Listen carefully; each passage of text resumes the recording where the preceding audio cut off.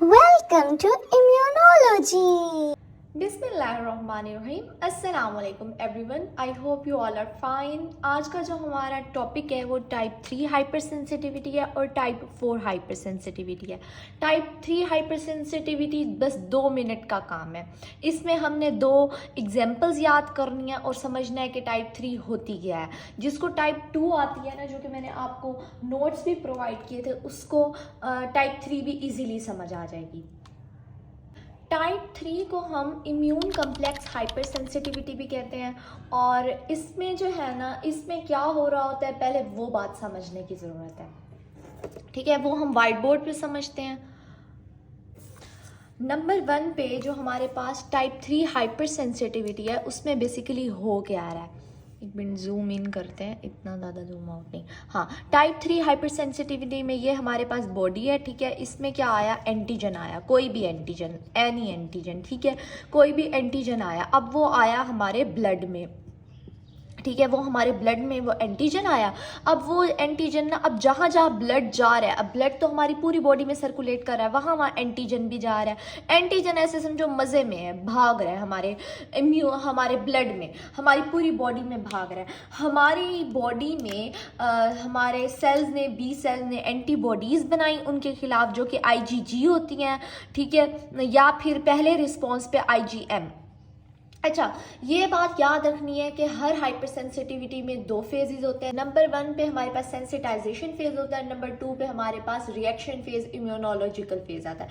Number 1 पे पहले antigen, for example ये सेंसिटाइजेशन फेज है, इसमें सबसे पहले आया एंटीजन, तो हमारे इम्यून सिस्टम ने उसके खिलाफ एंटीबॉडीज IgG बना ली हैं। ठीक है, ब्लड में। अब जब वो दूसरी बार आएगा ना, तो हमारी बॉडी IgG क्या करेगा, इसके साथ जाके कम्प्लेक्स बना लेगा। अब जब एंटीजन और IgG बन जाएगा, ब्लड में ही है। ठीक है, ये अभी ब्लड में घूम रहे हैं। अब जहां जहां एंटीजन जा रहा है, IgG भी उसके पीछे कम्प्लेक्स बना के जा रहा है, ऐसे भाग रहे हैं एक दूसरे के पीछे। ठीक है, यूं कम्प्लेक्स बन के जा रहे हैं। अब ना हमारे ब्लड का काम होता है वो इस पूरे कम्प्लेक्स को ना रिमूव आउट करे बॉडी में। लेकिन टाइप 3 हाइपर सेंसिटिविटी में उस हमारा जो बॉडी है ना, वो इस पूरे कम्प्लेक्स को बॉडी से रिमूव आउट नहीं कर पाती। हालांकि जब एंटीजन एंटीबॉडी का रिएक्शन हो जाता है, तो उसको, उस इम्यून कॉम्प्लेक्स को हमारी बॉडी जो है ना रिमूव कर देती है। लेकिन इस हाइपर सेंसिटिविटी में वो इनएबल है, वो इस काबिल नहीं है कि इसको रिमूव आउट कर सके। तो इसकी वजह से हाइपर सेंसिटिविटी टाइप 3 होती है। अच्छा, अब होगा क्या, होगा ये कि हमारे पास ये जो टाइप 3 हाइपर सेंसिटिविटी है, इसके साथ आके आपको पता है, जब एंटीजन भी हमारे पास एंटीबॉडी भी हो, एंटीजन भी हो, साथ में कॉम्प्लीमेंट सिस्टम एक्टिवेट होता है, और कॉम्प्लीमेंट सिस्टम भी आके इम्यून कॉम्प्लेक्स बना लेगा। मतलब अब प्रेसिपिटेट बन जाएंगे, हमारे ब्लड में प्रेसिपिटेट पड़े हैं बड़े बड़े, उनको बॉडी रिमूव आउट नहीं कर पा रही। This is the hyper sensitivity type 3।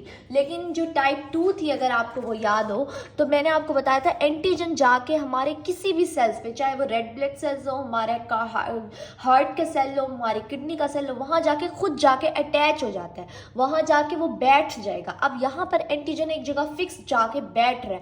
लेकिन टाइप 3 हाइपर सेंसिटिविटी में वो घूम रहा है, सैरें कर रहा है पूरे शहर की, ऐसे समझो।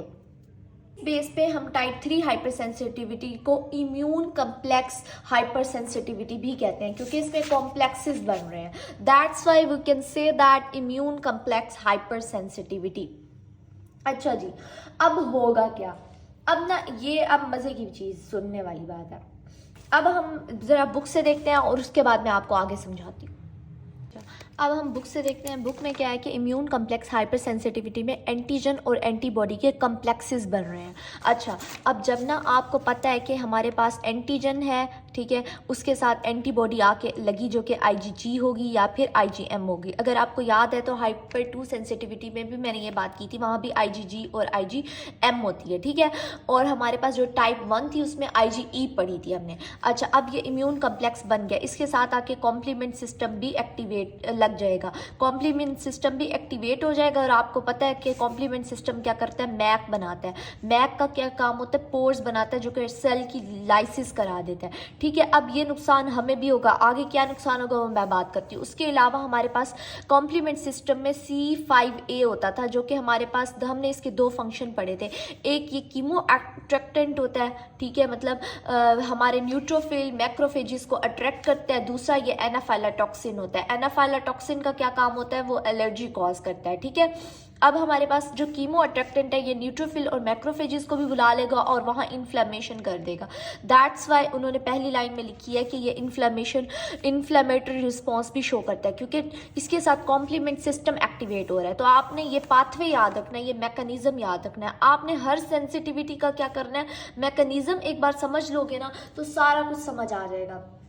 अच्छा, उसके बाद आगे उन्होंने हमारे पास और दो तीन बातें बताई हैं, वो मैं बताती हूँ। अब वो कहते हैं ये जो पूरा कॉम्प्लेक्स है, ये जो एंटीबॉडी और एंटीजन का और साथ में complement system, for example C5a और C3a, सारा कुछ मिल के ना क्या होता है, ये क्या बनते हैं, इम्यून कॉम्प्लेक्सेस बना दिए और प्रेसिपिटेट बना दिए। अब ये क्या करेंगे, ये हमारी बॉडी में ना डिफरेंट जगहों पर जाएंगे। अब ब्लड जहाँ जहाँ जा रहा है ये वहाँ भी जा रहे हैं, ये किडनी के पास भी जा रहे हैं। किडनी के ग्लोमेरुलस को ये डैमेज करेंगे, उसकी बेसमेंट मेम्ब्रेन को ये खराब कर देंगे, ये उसमें पोर्स डालेंगे, क्योंकि ये बहुत बड़े प्रेसिपिटेट है, ये इम्यून कॉम्प्लेक्स है।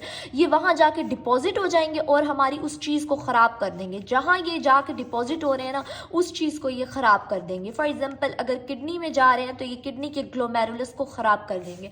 अगर ये हमारे हार्ट में जा रहे हैं तो हमारे हार्ट का मसला हो जाएगा, कार्डिक इश्यूज़ हो जाएंगे। अगर ये हमारे जो है ना लंग्स में जा रहे हैं वहाँ पर मसला होगा। अगर ये हमारे लीवर में जा रहे हैं वहाँ मसला होगा। जहाँ पर ये जा रहे हैं डिपॉजिट होगा वहां ये मसला क्रिएट करेंगे। अच्छा, अब आगे उन्होंने एक और बात की है, मैं पहले पूरी बातें बता देती हूँ, स्टोरी है। अच्छा, ये डायग्राम अगर आप लोग अपने शॉर्ट क्वेश्चन में जब आए ना हाइपर 3 सेंसिटिविटी का तो बना सकते हो। इसमें इन्होंने बात बताई है कि ना हमारे पास कुछ एंटीजन्स होते हैं, मल्टी एपिटोप होता है उनके पास। आपको पता है ना एंटीजन के ऊपर क्या होता है, एपिटोप। एपिटोप क्या होता है, जिसके ऊपर एंटीबॉडी आके अटैच होती है, उस पोर्शन को हम एपिटोप कहते हैं। अच्छा, कुछ होते हैं मल्टी वैलेंट एपिटोप, उनके साथ बहुत सारी एंटीबॉडीज आके अटैच होना शुरू हो जाती हैं। और जब बहुत सारी एंटीबॉडीज आके अटैच होंगे, अब हमारा ब्लड इस काबिल नहीं है, हमारी बॉडी इस काबिल नहीं है इस इम्यून कम्प्लेक्स को बॉडी से रिमूव आउट कर सके। इसकी वजह से बड़े बड़े इम्यून कम्प्लेक्सेस बन जाएंगे, यूं बहुत बड़ा स्ट्रक्चर बनता जाएगा। बहुत सारी एंटीबॉडी एक ही एंटीजन के साथ अटैच हो जाएंगी और इम्यून कम्प्लेक्स बन जाएगा। लेकिन हमारी बॉडी इस काबिल नहीं है कि इस इम्यून कम्प्लेक्स को रिमूव आउट कर सके, इस वजह से प्रेसिपिटेट बन जाएंगे और इसलिए हम इसको इम्यून कम्प्लेक्स प्रेसिपिटेट कहते हैं। अच्छा, इस टाइप को हम वेब लाइक कम्प्लेक्सेस भी कहते हैं। वेब लाइक मकड़ी के जाले की तरह ये बना रहा है ये स्ट्रक्चर, इसको हम कहते हैं वेब लाइक स्ट्रक्चर। ठीक है। अच्छा, अब हमारे पास इन्होंने आगे बात की, जो टाइप 3 हाइपर सेंसिटिविटी है उसमें हमारे पास वो जहाँ जा रहा है वहाँ नुकसान कर रहा है। जैसे कनेक्टिव टिश्यू में जाएगा वहाँ मसला करेगा, बेसमेंट मेम्ब्रेन में जाएगा वहाँ मसला करेगा। और आपको पता है कि टाइप 3 हाइपर सेंसिटिविटी में एंटीजन फ्रीली मूव कर रहे होते हैं, सर्कुलेट कर रहे होते हैं।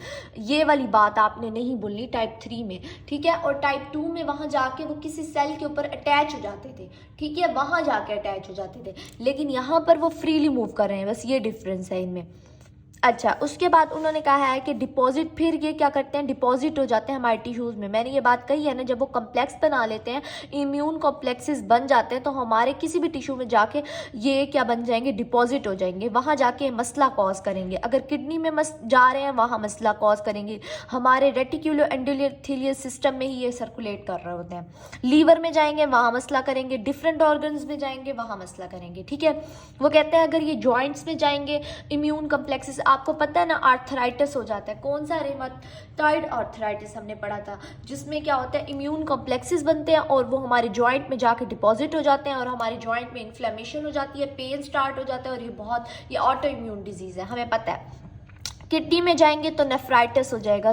ब्लड वेसल में अगर डिपॉजिट हो जाएंगे, ब्लड वेसल में भी तो डिपॉजिट हो सकते हैं, तो वस्कुलाइटिस हो जाएगा। Simple is that. अब वो हमें क्या देते हैं, अब उन्होंने ये भी बता दिया IgM होगी, IgG होगी, ये भी आपको पता होना चाहिए, ठीक है। अब हमारे पास आ जाती हैं 2 एग्जाम्पल, जो कि उन्होंने हमें आर्थस रिएक्शन की दिया है और सीरम सिकनेस की दिया है। अब इन दोनों में क्या डिफरेंस है, पहले नंबर पे तुम लोगों ने क्या करना है, इन दोनों का डिफरेंस नोट करना शुरू कर देना।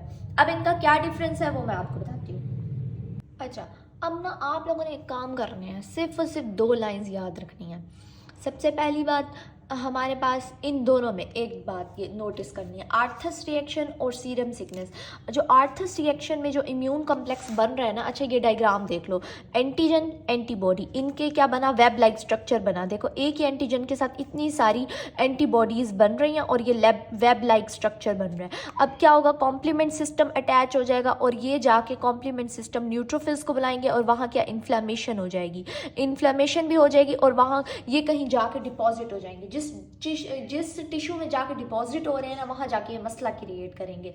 अच्छा, अब ना आर्थस रिएक्शन में क्या होता है, ये हमारे पास जो हमारा इम्यून कॉम्प्लेक्स बन गया, हमें पता है ना सब में इम्यून कॉम्प्लेक्स बनना है, ये क्या करेगा, ये सिर्फ हमारे ब्लड वेसल में डिपॉजिट हो जाएगा। आर्थस रिएक्शन में एक ही जगह जाके ब्लड वेसल में ही ये प्रेसिपिटेट ना डिपॉजिट हो रहे हैं। अब क्या होगा, बेसिकली ब्लड वेसल की वेस्क्यूलाइटिस हो जाएगी, ब्लड वेसल में इशू हो जाएगा। इसलिए हम इसका दूसरा नाम है आर्थस रिएक्शन का लोकलाइज्ड इन्फ्लेमेशन, या हम इसको लोकलाइज्ड हाइपर 3 सेंसिटिविटी टाइप 3 भी कहते हैं।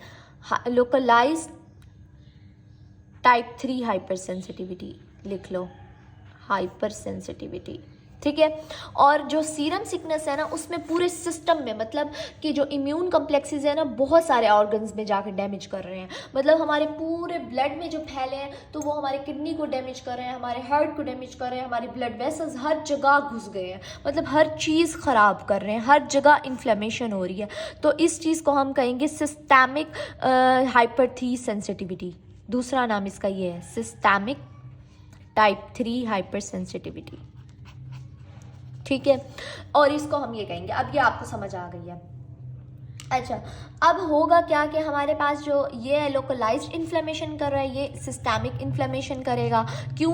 क्योंकि ये हमारे पास बॉडी में डिपॉजिट हो रहा है in many areas of the body, her area of the body में डिपॉजिट हो रहा है, लेकिन ये सिर्फ वेसल में जाके डिपॉजिट हो जाएगा। अब हमारे पास उन्होंने एज अ हिस्ट्री बताई हुई है कि ये पढ़ने के नाम याद करने की जरूरत नहीं है, शॉर्ट क्वेश्चन में लिखना तो अच्छा नंबर मिल जाएंगे। इन 1903 डॉक्टर आर्थस ने पहली मरतबा देखा कि एनिमल्स में IgG बहुत ज़्यादा है और एंटीजन के साथ रिएक्ट कर रही है और बंदे को क्या हो रहा है, एडीमा और हेमरेज हो रहा है 3 से 6 घंटे के दरमियान। अच्छा, अब इस बात का क्या मतलब है, इस बात का ये मतलब है, वो कहते हैं कि आर्थस रिएक्शन में क्या होता है कि हमारी जो इम्यून कॉम्प्लेक्स बना है एंटीजन और एंटीबॉडी का, वो जाके हमारे वेसल्स में क्या हो रहा है, ब्लड वेसल्स में डिपॉजिट हो रहा है। अब वो जो डिपॉजिट हो रहा है, प्रेसिपिटेट बन रहे हैं, तो उसकी वजह से बंदे को क्या हो रहा है, एडीमा हो रहा है और क्या हो रहा है, हेमरेज हो रहा है, ठीक है। ये 2 सिम्टम्स आपने आर्थस रिएक्शन के याद रखने हैं और किस टाइम के दरमियान, 3 से 6 घंटे के दरमियान जो है ना हो रहा है। अच्छा, अब ये होता क्या है कि IgG must form large complex बना लेता है, डिपॉजिट हो जाता है कैपिलरीज में जो कि ब्लड वेसल्स हैं हमारी।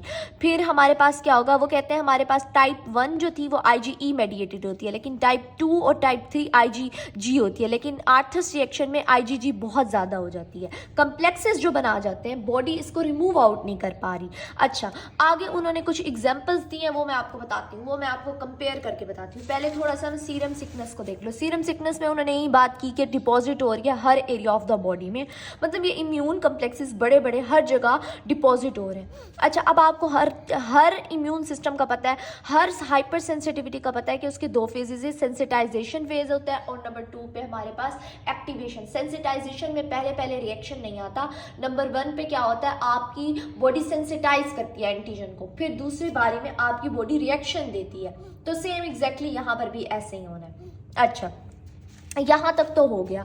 अब वो कहते हैं कि हमारे पास, अच्छा तुम लोगों ने सिम्टम्स थोड़े से याद रखने आर्थस रिएक्शन और सीरम सिकनेस के।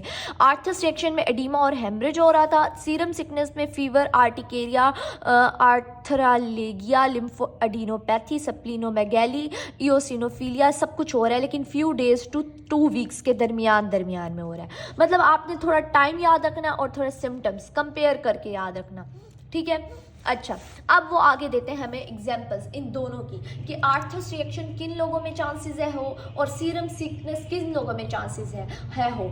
दोनों में ही इम्यून कम्प्लेक्सेस बन रहे हैं, दोनों में ही हाइपर 3 टाइप सेंसिटिविटी हो रही है, लेकिन उसमें एक ही जगह जाके डिपॉजिट हो रहे हैं, यहाँ पर बहुत सारी जगहों पे जाके डिपॉजिट हो रहे हैं। अच्छा, अब उन्होंने हमें एग्जांपल्स दिए हैं आर्थस रिएक्शन की, कौन कौन लोग हैं जिनमें चांसेस है कि आर्थस रिएक्शन हो सकता है। तो वो पहले एग्जांपल देते हैं, एक काम करना, कलर उठाना और हाईलाइट कर लेना, इसको आपने रट्टा मार लेना, पेपर में भी आती हैं।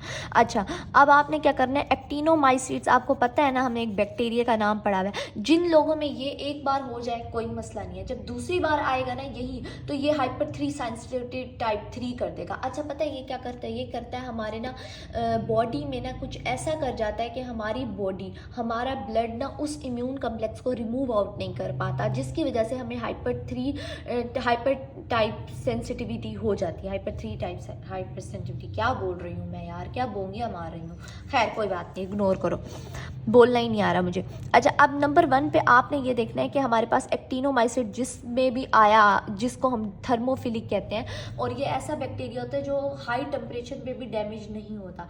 अच्छा, जिस इंसान में पहली बार आया कोई मसला नहीं है, जब दूसरी बार आता है तो वो ना कोई ऐसा नुकसान कर जाता है जिसकी वजह से हमारी बॉडी IgG और उसके एंटीजन को बॉडी से रिमूव आउट नहीं कर पाते।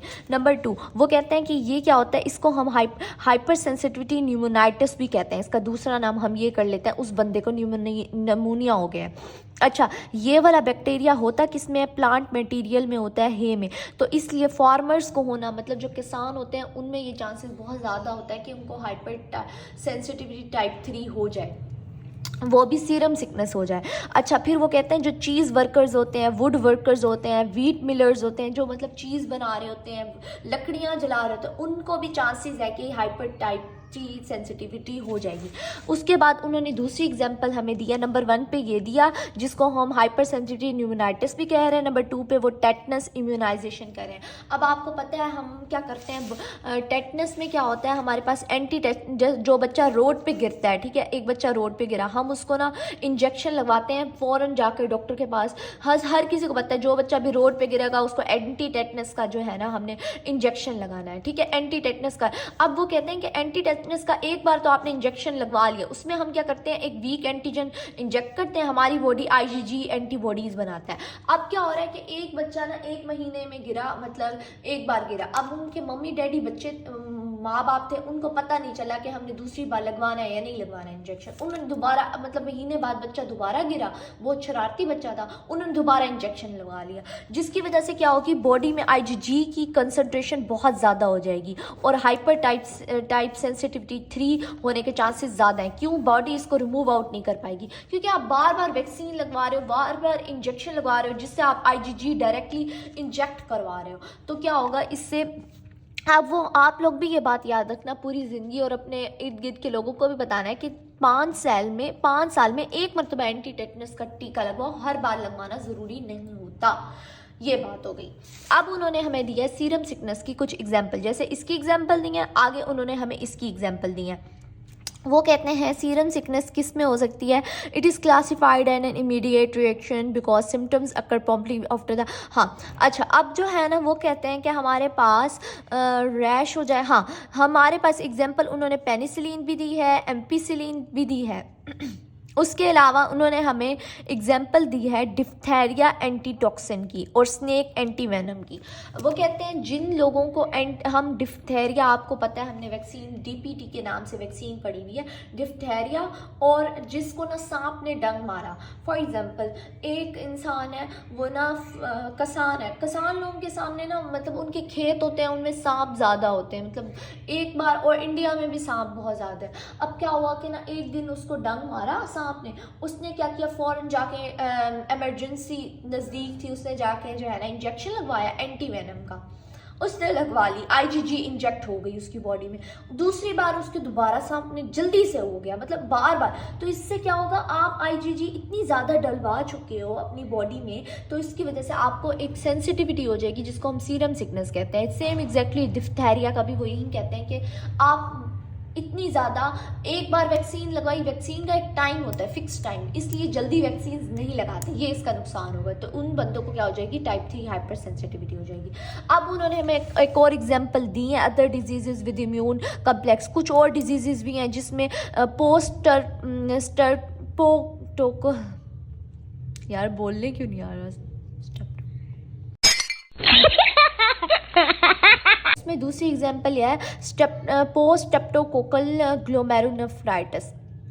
सेम एग्जैक्टली इसमें क्या हो रहा है, SLE हो रहा है और IgA हो रहा है। अब ये वाली जो दो एग्जांपल्स है ना, ये आप लोग अभी नहीं पढ़ोगे, ये आप पढ़ोगे चैप्टर नंबर मेरे ख्याल से फिर 66 में। हाँ, यहाँ पर हम ये एग्जाम्पल पढ़ेंगे, बस ये याद रखना, इसमें SLE भी आता है और IgA नेफ्रोपैथी भी आता है, आप बस नाम याद रख लो, और पोस्ट स्ट्रेप्टोकोकल ग्लोमेरुलोनेफ्राइटिस आता है। इसमें क्या होगा, ये जो IgM या IgG है ना, ये इम्यून कम्प्लेक्स बना लेंगे हमारी किडनी में जाके, वो भी ग्लोमेरुलस में, जिसमें क्या हो जाएगा, ग्लोमेरुलोनेफ्राइटिस हो जाएगा। ये बात ऑलरेडी भी मैंने आपको बताई हुई है। और इन्होंने एक MCQs है, यहाँ पर इसको हाईलाइट कर लो, पूरा पढ़ने की ज़रूरत नहीं है, पूरा आता भी नहीं है, मैंने अभी तक कोई शॉर्ट क्वेश्चन नहीं देखा। अच्छा, इसमें क्या हुआ है कि वो कहते हैं लीजन्स बन जाते हैं हमारे ग्लोमेरुलस में, जिसको हम लंपी भी कहते हैं, ठीक है, ये आपको याद होना चाहिए। और ये मोस्टली हेपेटाइटिस B वायरस जो होते हैं उसके बाद हो जाएगा। और हमारे पास डेंगू, अगर हो किसी को डेंगू हुआ है, डेंगू हेमरेजिक फीवर हुआ है, तो उसको भी चांसेस हैं कि हमारे पास ग्लोमेरुलोनेफ्राइटिस हो सकता है। अब आप लोगों ने करना है कि आप लोगों ने सबसे पहले, आपको पता हो आर्थस रिएक्शन में लोकलाइज जो है ना हमारी इन्फ्लेमेशन हो रही है, फिर सीरम सिकनेस है उसमें सिस्टमिक हो रही है, उसके बाद आ जाएंगी कुछ और जिसमें हमारे पास स्ट्रेप्टोकोकल ग्लोमेरुलोनेफ्राइटिस है, उसमें ग्लोमेरुलस में इम्यून कम्प्लेक्सेस बन रहे हैं, ठीक है। अब क्या होगा, ये किस किस वजह से हो सकता है कि लोकलाइज जो सिर्फ वेसल्स में जो है ना हो, तो उसमें आपने सिम्टम्स याद रखना है कि एडीमा और हेमरेज हो रहा है, कितने टाइम बाद हो रहा है, ये बात याद रखनी है, और एग्जाम्पल्स याद रखनी है। एग्जाम्पल्स में आपने हाइपर सेंसिटिविटी नमूनिया टेस्ट देखना है और टेटनस इम्यूनाइजेशन देखना है। सीरम सिकनेस में आपने डिफ्थेरिया और स्नेक एंटीवेनम देखना है। फिर आपने स्ट्रेप्टोकोकल ग्लोमेरुलोनेफ्राइटिस में आपने हेपेटाइटिस B वायरस को देखना है और डेंगू फीवर, हेमरेजिक फीवर की एग्जाम्पल को याद रखना है। Simple is that. अगर कोई भी क्वेश्चन हो वो कमेंट सेक्शन में पूछ सकते हैं। मैं नेक्स्ट लेक्चर में type 4 sensitive hyper sensitivity start कर रही हूँ।